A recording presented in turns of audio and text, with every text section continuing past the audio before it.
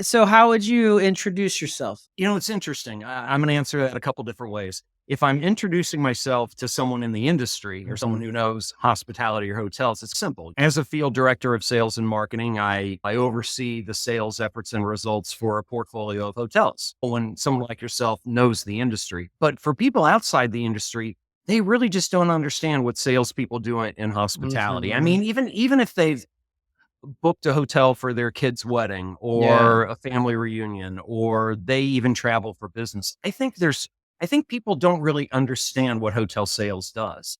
And it's Mhm. not to say that there's a lack of knowledge. I'm not sure people are curious enough to want to know, but when you explain it to people, and when I explain it to people, I almost always see that metaphorical light bulb go off over their head as if to think, really, hotels need people to do that? And it's like, Mm. oh yeah, we need people to do those things. So Yeah. if I'm talking to someone outside of hospitality, I try to let them know that sales in hospitality, it's not necessarily difficult. We're not curing cancer. We're not launching rockets, but it's also not an easy job because I think for so many years, and I won't say COVID broke it or changed it or didn't made it be that much different, but I think for so many years, hotel sales organically were a lot easier.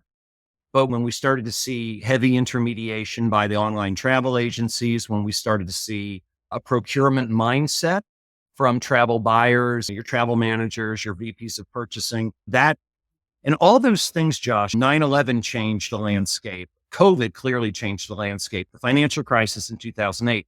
And those were all little incremental steps, I think, of how hotel sales has had to modify and adapt, and how we in hospitality sales have had to change our approach on so many things because the phone doesn't ring the same way it used to.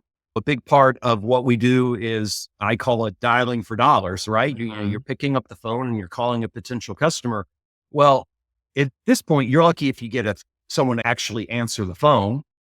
And even when you leave the most compelling voicemail or send a compelling email, your chances of getting someone to call back are equally small. Yeah. And thinking over my 30 plus years in this industry, it was never like that at the beginning. It was like Mhm. at the beginning, people kind of customers embraced hotel sales a lot more. And I think as those very small changes have happened over the last, let's call it 20 years, using 9/11 as a bit of a benchmark, I think people view it the same way. So we've had to modify and adapt on the hospitality side to change how we sell because customers have changed the way they buy. Yeah. Yeah, I love the way you're thinking about this is because I'm trying to get back to the roots as well, right? Like, Hmm. how have things changed in the last 20 years? I think is a great question. And Hmm. I've been digging into like historically, where did this idea of a hotel come from? What does the word hospitality mean, right? And it's this mutual exchange of vulnerability. Like I like that. hospitality is hospes is the root word, and Hmm. that word meant both guest and host. Interesting. And so it was a sense of kind of other, right? Someone that is different than me. But there were rules created to say this is why and how you should allow someone into your home, right? Or Hmm. how and why you should allow someone that's traveling or that's in need to stay with you. And so I'm being vulnerable to host you and let you in, and you're being vulnerable also to step into my place. What's interesting to me is I read a lot of historical fiction and nonfiction, and I'm really fascinated by the period of time from the Gilded Age, right? From like 1880 to Mhm. 1915, loosely. Mhm. And I did read a book once upon a time that talked about the advent of the modern hotel, and it traced its roots back to that time in the Gilded Age. And while hotels have existed in the form that we would recognize, they've existed for 200 years, but they really started as like that roadside inn, and Right. it was shared beds, and you didn't know who you were Mhm. sharing with. And Yeah. it was like a bed and breakfast, but Yeah. terribly, terribly rustic. And then Mhm. as we became a wealthier society and a more well-traveled society, the advent of the modern hotel as the kind of showplace in the middle of the city where the truly wealthy and cultured and educated went, In those days, so think 1860 to kind of 1900, Mm. often hotels were built by the very wealthy for the very wealthy. And people like you and me, middle class working people, Yeah. would probably have not gone there. Mhm. And there was even a period of time when the very wealthy would not go to a hotel because it Yeah. signified that they did not have the financial means or network, if you will, Right. to ring up another wealthy friend and say, "Hey, Right. can I stay in your guest room?" Right. Right? Right. So wealthy people for a while truly didn't go to hotels because that was too common. It was too public. So then we get to a more mobile society, think train travel Mhm. in the early part of the 20th century, but certainly automobile travel. Well, then you have this whole class of people, the middle class, who now have access to simple transportation and they can go places and they want to go places. And I think that was really the dawn of the modern hotel age. And, it Right. goes back to founders like Kimmons Wilson, Mhm. Hilton, Howard Johnson, Ugh. these hotels at the side of the road. But it made the concept of hospitality a little bit more universal. Yep. And I think also made it very accessible. Mhm. And then, you fast forward to the times we live in now when brands like Hilton and IHG and Marriott have multiple brands because Mhm. well, for any number of reasons. And each one of those brands want to make sure they're grabbing that piece Yeah. of the traveler wallet. Right. I think it's brilliant how hotels have evolved over time. What's interesting is that the concept of hospitality, which you mentioned, that concept I think has changed remarkably over time Yeah. from something that was a little bit more high touch and reactive to now low touch, but very anticipatory. And I Mhm. think sometimes those compete with one another. Sure. Yeah, and I think part of what you're saying is even as hotels have become more accessible and have grown in size, there are times where it will naturally fill up with existing demand that is coming somewhere, but you need a sales team to fill these other gaps and even fill a foundational level of rooms Hmm. to maintain the operations of that hotel for the times when the demand wouldn't just naturally be there. Yeah, absolutely. You do. And it's interesting in that regard because I think a lot of it has to do with where a hotel actually decides to be located. Not Yeah. that the hotel itself gets to decide, but Yeah, when right. owners, I want to put a hotel on this street corner, one is hopeful that they've performed their due diligence to understand what kind of business they can reasonably expect, right? Yeah. Look at the downtown convention center hotel. Yeah, you've got some built in, baked in demand that as long as the convention center sales team is doing their job, well, you're going to have a pretty steady faucet turned on of rooms coming in.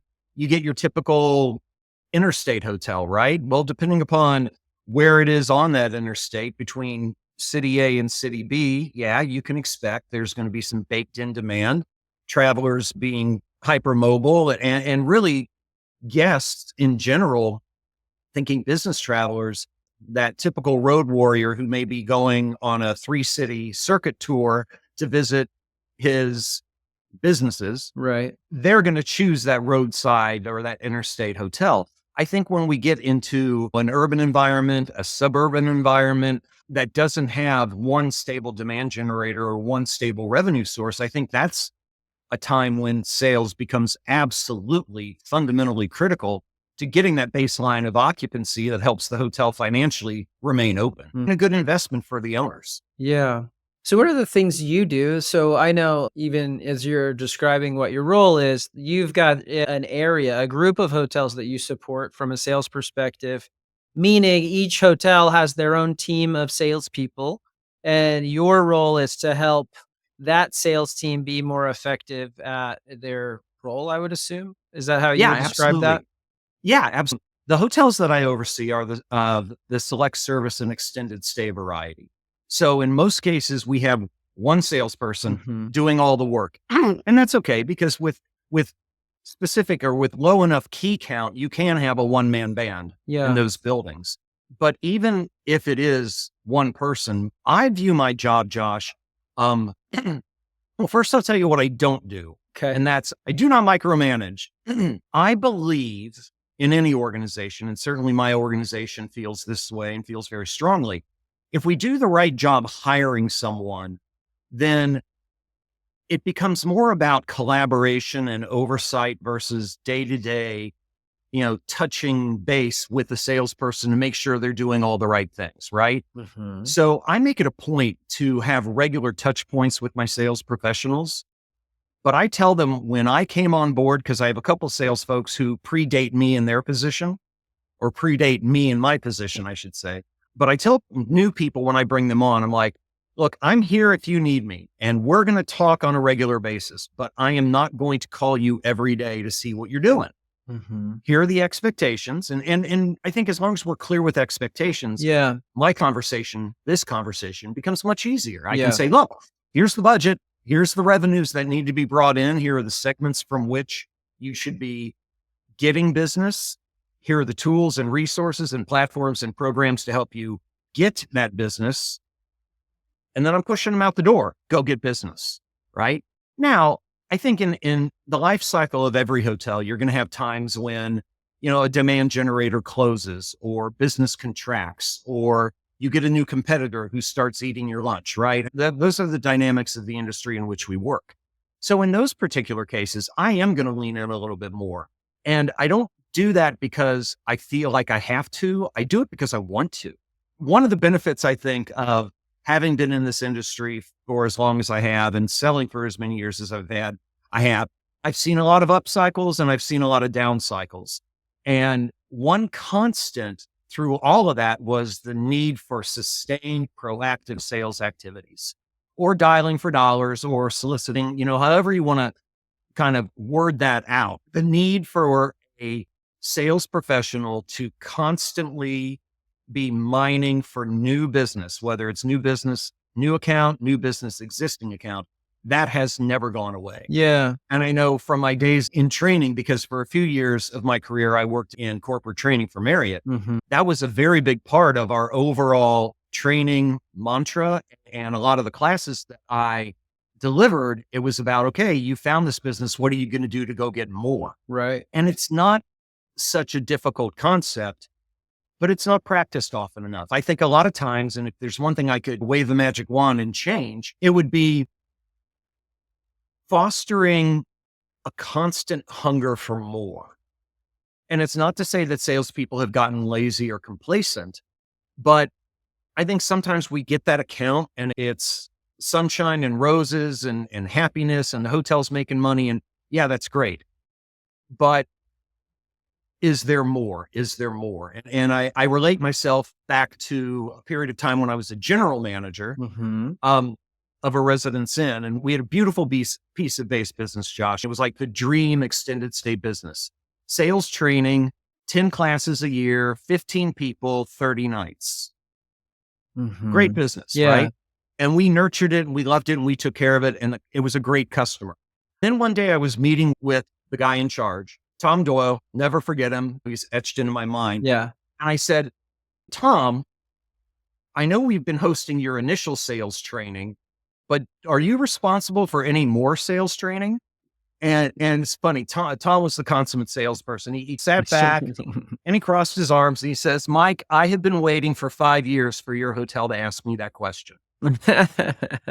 So number one, shame Yeah. on me and my hotel that we had Yeah. not asked the question earlier, but Mhm. it turned out he did advanced sales training, smaller group, 2 week stays. Mhm. So, Yeah. right. So Yeah. again, and to me, that was so eye opening. I wouldn't say my hotel got complacent or lazy or fat and happy. I would just say we'd never thought that there might be more out there. So Mm. one thing I try to foster with my sales professionals is that curiosity and just Yeah. simply asking the question, is Mhm. there anything else? Is Mhm. there anyone else? Mm. I see it a lot now, Josh, as we come out of COVID. And I like to think COVID's pretty much in the rearview mirror. It changed the industry indelibly. We'll never be the same, right? And that's okay too.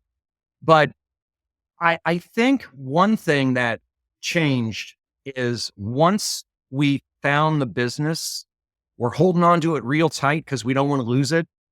But I also think that we have gotten a little less curious than we need to be. And so I try to foster that element of curiosity and engaging with the customer. And are we actually asking our guests who are in the building, hey, who else should I be talking to? I Mhm. want more of your business. Yeah. It's funny. I think salespeople get a bad rap just for any number of reasons. You can blame the used car industry. You can blame the mattress salesman. Yeah. You can blame Sure. anyone. I think salespeople sometimes get a bad rap. So I encourage my sales professionals, don't necessarily think of yourself as a sales manager or a director of sales or a catering sales manager. Think of yourself as a detective, Yeah. right? Yeah. You're looking for the Mhm. answers. The question is, who has business? What is that business? Where is that business? But I think we need salespeople who view their job as becoming a detective, looking at that one reservation and unraveling the mystery. I have a friend, she and I grew up in Marriott together, and she was relaying a story one time that when she was a director of sales, she saw an interesting company name on her guest ledger, right? The list of companies. She connected with the guest. It turned out he was part of an advanced team that was getting ready to do a special project. I want to say it was with either Lockheed Martin or Boeing. This was in Southern California. And he was part of the advanced team scouting out locations. Michelle connected with him, qualified it, and found $1 million worth of business. And I think those $1 million opportunities are under our nose every single day. And I brought COVID into it earlier. I think we stopped being as curious as we were prior to COVID. And I would like to see us become curious again. There's a lot you said in there that I was thinking about. You said that there's this need for proactive, ongoing sales activities. And sometimes Absolutely. it's hard to keep moving when you have a win, right? You want to sit Uh-huh. on that for a minute. I love to watch this reality show called Alone, which is just like people get dropped off in the middle of Okay. nowhere and they have to survive by themselves. Like they get 10 things they bring with them. But one of the common things that I laugh so much about, because I run my own company, is people will stay for like 90 days sometimes, like camping by themselves and like just have to find their own food. But early on, somebody will catch a fish and they're just elated and they're having the best time and they're like so happy. And the next day they can't catch a fish and they're at the worst time. You see these people's emotions just they think they're going to get to stay forever, and then the next day they think they're like have to go home immediately, but they go on this emotional roller coaster that I think it's the same way running my own company too, or any sales role is you get a big win and you almost think, oh, okay, I can relax for a minute. But the reality is, okay, we need to be making relentless forward progress. We need to keep Yeah. this ball rolling. Like, as soon as we stop rolling the ball, I should go, now that I have this win, I need to go get another one because they can stack on top of each other. And I'll get more excited. I'll believe in it more. I'll have more fun when I call the next person on the list, like you're talking about. It is a fascinating thing though about sales in general. Yeah. And I think our best sales professionals in the industry, certainly in my organization, certainly in organizations with which you're familiar, I think the best sales professionals are the ones who personalize it enough that they know how to take the victory lap, Mhm. not necessarily when to take the Yeah. victory lap, but how to take the victory lap. But they always know that they've got to keep looking, they've got to find more, they've got to Mhm. find more. And Mhm. it is tough. I won't lie. Thinking back to those dips in the cycle that we've both experienced, those were the times when I think salespeople became the strongest because they knew, and truly, I think the best sales professionals are the ones that understand it's not just about them. Yeah. That it is truly about that front desk clerk who's trying to put herself through college. Yeah. It's about the 6 hours to Mhm. keep her rent, Yeah. right? It's Yeah. about that restaurant server. Mhm. If there's not enough tips coming in, they've got to go get a second job, Mhm. right? Yeah. And so I think that the best salespeople have a high level of Mhm. competitiveness in that they want to win, they want to beat their competition, they want to get the big bookings, but it is also kind of juxtaposed with this deep, heartfelt empathy Mhm. that if they don't do their job, they are impacting the income, the life, the food on the Yeah. table of people who work at that hotel. Yeah. And I find that really interesting. Mhm. I've been experienced where I've experienced salespeople who run the gamut of everywhere between like totally what's in it for me, what's my bonus compensation, how are you Right. going to recognize me, all the way over to the ones that are taking money out of their own pocket to buy the housekeeper's lunch. And I think, and that spectrum is good. That spectrum Mhm. has its place in this industry. And it certainly has its place in the hotel environment writ large. But I think your salespeople who are most successful, and this is my own unresearched analysis, but the ones who are happiest being salespeople are the ones that know how to balance that aggressive, always on the hunt for business with Yeah. the empathy side of things. Because the Yeah. empathy, to my way of thinking, extends to how we take care of our customers, Mhm. right? Yeah. It's easy. And what I used to always tell salespeople when I would sit down one on one with them and train them, either in a formal classroom environment or just one on one, like our conversation, is that they had to find a way to differentiate their hotel from every other hotel out there, right? Because at the end of the day, if you take the signage off the building, if no one's wearing a name Mhm. tag, if there was no identifying mark in any way on a building or a person, most customers would be hard pressed to say, oh, that's a Home 2 Suites, Yeah. or Right. oh, that's a Holiday Inn Express, or Mhm. oh, fill in the blank, right? Mhm. And so I always encourage my salespeople to do several different things to just get in the sales mindset. Number one, find out what makes them different and embrace it. And then be genuinely curious about your customers and about their business needs, right? So an example of this is I oversee a couple of Candlewood suites. And one of them, well, both of them actually, but one of them very specifically is located in a market that has a heavy concentration of oil and gas. Mhm. So you can imagine a typical traveler for oil and gas. It's a guy in his 20s or 30s. He's wearing the construction boots. He leaves in the morning, comes back dirty. It's tough physical work, right? So Candlewood Suites as a brand does not serve breakfast. So when I brought in a new salesperson, he's like, we really need to think about breakfast. I'm like, no, we don't.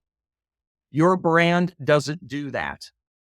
So find a way to sell without it. And it took a couple of conversations. And I walked down that path with him, Josh. I said, okay, do we go to local restaurants and see if they'll give us breakfast coupons? We looked at a bunch of different things to give these customers breakfast. And at the end of the day, it wasn't brand pure. And so this salesperson, he finally got himself to the place where when customers are like, gosh, we would like breakfast. He's like, you know what? That's not something we do. Here are some options. So in his case, he learned to talk about what was great about his hotel and address the fact that we're not going to do breakfast for you, right? So that combined with a natural curiosity has made this sales guy really successful. Mhm. He makes it a point to go out and visit the job sites, recognize the guests when they come in, reach out to them in advance of arrival, finding ways to make their stay a little bit more special. So it's that empathy, it's that curiosity, it's that genuine interest in others Yeah. makes for a good, successful salesperson. Mhm. So you said one was embracing how you're different, two is the genuine interest in your customer. Was there another one, or those are the 2 that you stick on? Well, I'd say the third is a drive seed. You know, Yeah. I remember in my early days of being a salesperson, I was dialing for dollars. We called it telemarketing then, but I would have a list of leads and I would pick up the phone and I would call. And these were in the days before people stopped answering their phones, quite honestly. Yeah. Yeah, I would get voicemail a fair amount of time, but people answered their phone more often than not. And I looked on it as I was actually happy when someone would say, not interested and hang up on me. To me, it's okay. That's one person. Mhm. Yeah. And immediately, and I might mutter a few things under my breath, right? But Sure. immediately though, I'm picking that phone back Yeah. up and I'm dialing again. And Mhm. because it's a drive to succeed. It's not being afraid of no. I think that's another critical personality trait that salespeople, I think in general, they have that. Yeah. I think some people get hung up on the no, even if they can work past it. And I think embracing the no, embracing that customer saying, I'm not interested. Please lose my number. Yeah. Right? Yeah. Okay. So that's one customer out of how Right. many? Right. Hang it up, brush Yeah. it off, and dial again. Yeah. And it's that kind of persistence that I love in my sales professionals. Yeah, that's good. I think about with the persistence and the getting a no is one, do you believe in yourself? And what is this no affecting you personally? Because I think sometimes people take it personally, right? It affects their own emotions. And then two, Hmm. do you believe in the thing that you're selling? So if the no comes to you and you don't believe in the thing you're selling, it's proof that this thing that I'm trying to sell is no good. Right. Or it's proof that I'm no good at this job. But those are the 2 things that if you continue to have a sense of self and resilience and continue to build strength in knowing who you are, the no is okay. A no doesn't hurt anything. It's kind of like, "Oh, great, let's keep doing this." Yeah. You got to Mhm. let it roll off your back in some ways. Yeah, Now, I mean, don't get me wrong. Some no's hurt worse than others. sure. Right? If it's the big account that you've nurtured and you've formed a good Yeah. relationship and done Mhm. everything right or everything by the book and things are Yeah. going well and the customer seems to be totally into it, Mhm. and then they call you and they say, "Oh, well, we're going with another hotel." Yeah. That can be a It little soul hurts. crushing, Right. right? But I Mhm. think the best sales professionals try to view that as an opportunity to continue to nurture the relationship. I had customers that told me no several times. And even though each one of those individual times was a little bit of a blow, I made sure that I secured their agreement that, hey, can I follow up with you in 3 months? Can I follow up with you to see how this next one goes at the XYZ hotel? Right. And for the customers who said, yes, absolutely, I can say with confidence, they eventually said yes to me in my hotels. Mhm. Right? So Yeah. there is that long-term relationship piece. And Mhm. and what's interesting, I think sometimes we view hotel sales as very transaction oriented, right? Because in your realm and in Prosper's realm, you guys are looking at group booking pace, right? We look at our groups booking with us or what groups are out there, what contracts are we waiting to get back. And so that becomes a little bit transactional in some ways. And indeed, even in the business transient realm, it is a transaction, right? We are offering goods and services. We are asking for money in return. So it is a transaction. Same with a group, same with a wedding or a Smurf group or a corporate, whatever. It is transactional, but it can be a transactional relationship that runs deeper than just someone saying, yes, sell me hotel rooms. Mhm. Now, Yeah. in the example I give, I realize that a lot of esoteric word salad there, so I apologize. But I think the true testament to that is when a salesperson says, "Oh, I'm knocking off early on Friday because I'm driving to whatever city because I was invited to a customer's wedding," right? I joined the Chamber of Commerce and became friends with these people, and we're all going on vacation together. And that's what tells me that while at heart, hotels have to be about a transaction, a business transaction, we can still have really good relationships, really strong relationships that will yield results beyond next month's P&L statement. Yeah. Yeah, I remember somebody on your team saying I can't remember how it came up in conversation, but it was about a specific airline, and she said, "I deliver donuts to the desk at the airport every week." There's these relationships that folks build that are so much more meaningful than just the sales. Oh, you can get a good benefit from that of getting rooms when Right. a flight's canceled, but that's also like a beautiful thing that you've built this friendship. I love to hear and see the ways that salespeople have these chances to really build in the community and deepen the roots and like love on people in the community. And oh, by the way, let me help you when you have a chance. But also, I just want to be a leader and present and available in this community that we're a part of. Yeah. And if there's one thing I encourage my sales professionals to do is to go be visible, go be the Yeah. face of the hotel, Mhm. right? When people see you, I don't care if you wear a logo shirt or your Sure. name tag, but for goodness sake, put your hand out, shake their hand, Yeah.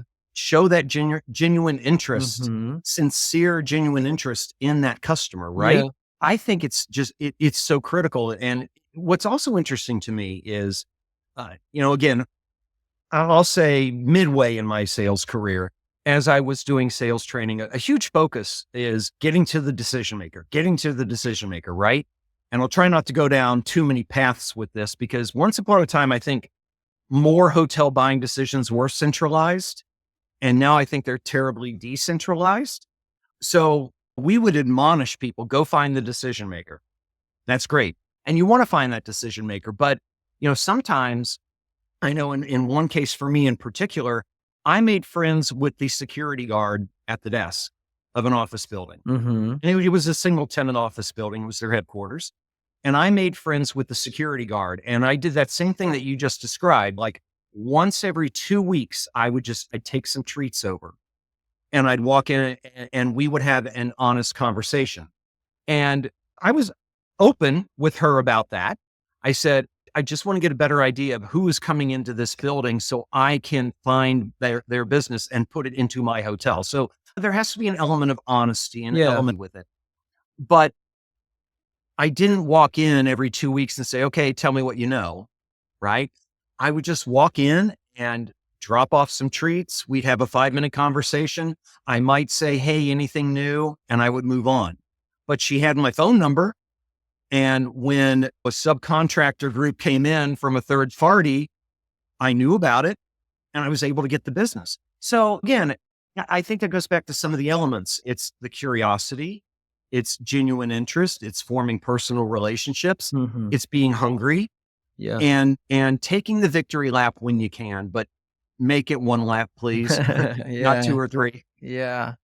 Okay, so I'd like to switch gears a little bit. So back to like thinking about introducing yourself to somebody that's not in the industry. Earlier, you mentioned a hotel team needs to go after specific segments and use specific tools. And so I would love Mhm. for you to break down for me or for somebody outside of the industry, what are those segments that you would be looking at as a salesperson in a hotel? Well, I'll start by saying every hotel is different. Yeah. I'll start with kind of that BT or business transient segment because I think that's the one that's most easily identifiable Okay. for a lot of hotels in general, right? If you're going outside of Mhm. a resort area or a destination area, I think most hotels have to have some component of that constantly churning weekday Mhm. business transient piece, Okay. right? So several tools actually come to mind when thinking about business transient. Any kind of like Chamber of Commerce or CVB listing, they're going to tell you the big businesses in the community. Hopefully, through the development and initial opening of a hotel, there's a hit list of the big accounts in the area, the big businesses in the area. These are the ones the hotel should target, right? So you've got financial due diligence prepared by owners, by banks, again, CVB or Chamber of Commerce listings. That's going to tell you who those business customers are within a community. Shifting gears, thinking about a social segment. To me, that's all about being visible in those places where your typical buyers are going to present themselves. So, weddings, right? Super simple as a sales professional. If you're trying to find wedding business, go to the places where weddings take place, right? Go to your country clubs, go to your churches, go to your event and banquet facilities, go to your outdoor venues who seasonally are going to see a little bit more of that. Go to your dress shops, go to your cake shops, go to your wedding planners, right? And I could go on and Mhm. on. We could Mhm. spend our entire time together talking about success in the Yeah. weddings, Yeah. right? In the leisure segment, I think it's about price and position in many cases. All of our hotels participate in some kind of visibility within the AAA or ARP or senior Mhm. platforms. So in those cases, it's going to those organizations that are vendoring those rates and Mhm. making sure they know that your hotel exists. Okay. Sports groups, huge revenue source for many of the hotels within my organization, right? So again, it's going to those places where sports groups are going to present themselves, whether it's a group of soccer fields, like at our Memphis hotel, we're really close to a soccer complex that has, gosh, Josh, I forget, maybe 8 or 12 competition soccer fields. Mhm. So going to the people who manage that organization and selling our hotel and asking for visibility on a website, there's that. And in conventions, Again, we can unpack each one of those segments. Yeah. I think in general, it's about knowing where the customers are going to exist Mm. and then leveraging technology and relationships and brand resources to bring it all together. And, Yeah. and an example I can give you on this, all the brands have a centralized transaction platform of some kind. When that lead comes through there, it's all about responsiveness, right? Right. Speed of doing business. In the olden days, and I'm not going to define it any more than saying in the olden days. Sure. In the olden days, I think customers would have a little bit more tolerance if you didn't call them back a day or 2 days. The way that business is transacted these days, the speed with which customers have access to information Yeah. and, for whatever reason, feel they need to make a decision Mhm. should be impacting hospitality Yep. in our speed of response. Yeah. And so, speed back to market, if you will, is Mhm. absolutely critical and something that I won't lie, I harp on. If I see untransacted leads that have been sitting in a platform for more than a day, I won't say I get angry, but I will say that though I don't micromanage, I will call that sales professional and Mhm. say, "What are you doing here? This needs a response." Yeah. Um, and I think, crystal balling this out into the future, I think that's going to slow down a little bit. Mhm. I think now that most people would say or assume that COVID is not having the impact it did 2, 3, 4 years ago, I think customers are going to start looking for more of a human touch. I think people are going to become a little more accepting of a higher degree of personal engagement. Yeah. And I think one of the big keys to making that happen is a lot of companies starting to say, okay, you have to come back to the office. I Mhm. was listening to the radio this morning, and I believe it was Yeah. Amazon who said, as of January Yeah. 1st, you are back in the office five Mhm. days a week. And I Mhm. think that's pretty remarkable. But with that forced human engagement that employees are going to have with one another, I think we will start to see phones getting answered again and customers being more open to that face to face sales call where we can build and nurture relationships because at the heart of the industry, Right. it is about relationships. I, Yeah. I know this sounds corny as all get out, but I believe it. Yeah. Yeah, and I think that even the examples you've given of the differentiator about your hotel and your brand, sure, those always are there. But the thing that really will make you stick out is if you did the work to show that you really cared about that person to make their stay or their group or any of that kind of stuff what they wanted it to be.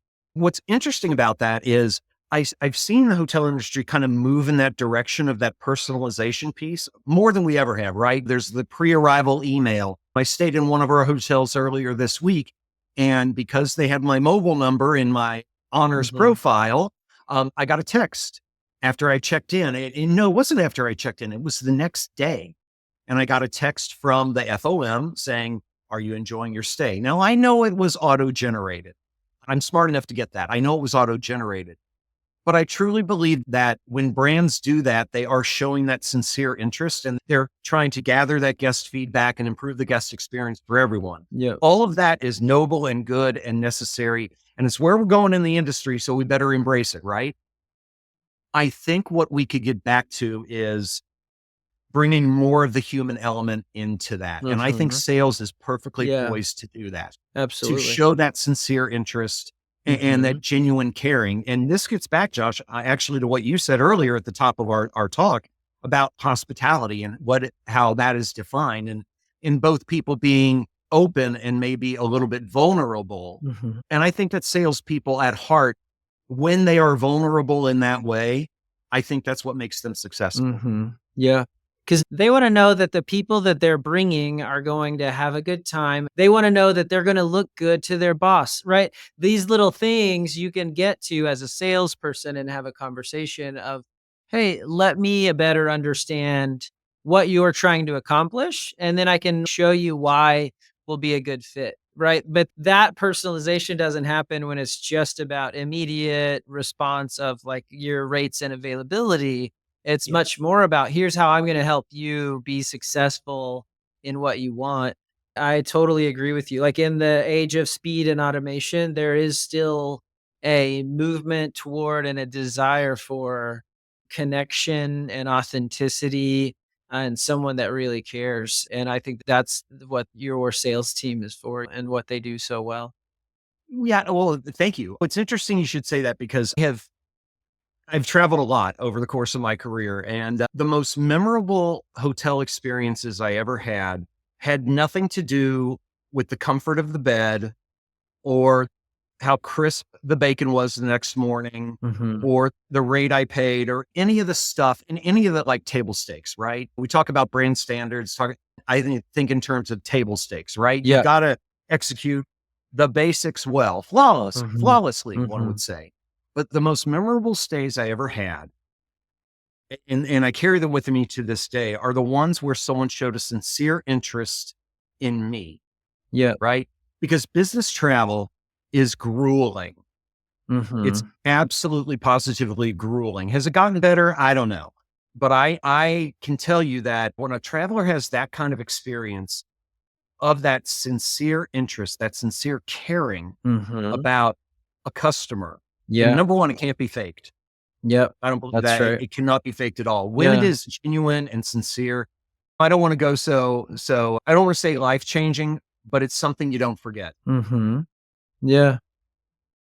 What's one of those stories? I was traveling to Phoenix. Okay, so for context, I used to travel when I was with Marriott. I delivered training all over the United States and supported franchise companies throughout the United States. So a typical week had me going out on a Monday morning and getting back on a Friday afternoon, sometimes evening, 2 to 3 cities a week. And I did that for many years, right? So I was flying to Phoenix and I had had a day of meetings someplace, got to Phoenix, and it was August or September, so very warm. And it was like 11 o'clock at night. So I'm sure I looked like your typical weary traveler dragging my suitcase Mhm. in behind me at 11 o'clock at night. Mhm. And I was checking into a loft. No, it was a Moxie. I was checking into a Moxie because Moxie's got the bar at the front desk. And the front desk clerk took one look at me and said, "You look like you've had a long day. Let's get you checked in. Would you like your complimentary beverage now or later?" I said, "I'm good. I don't need it right now." Great. She asked me my name and I told her and she said, "Oh, we've been expecting you." I'm like, "Okay, well, I can imagine because my name's on a list and it's 11 o'clock and you're wondering, is this guy going to check in?" Right. She said, "By the way, we've already got the training room set up for tomorrow. It's unlocked. If you want to poke your head in and confirm the setup, I can have our overnight houseman make any changes if you need him to." And then the pleasant surprises along those lines, Josh, continued. Cause so I went up to my room and I came back down. And when I came back down, she handed me the beverage of the day. Cause I said, not right now. So she anticipated that I would want it eventually.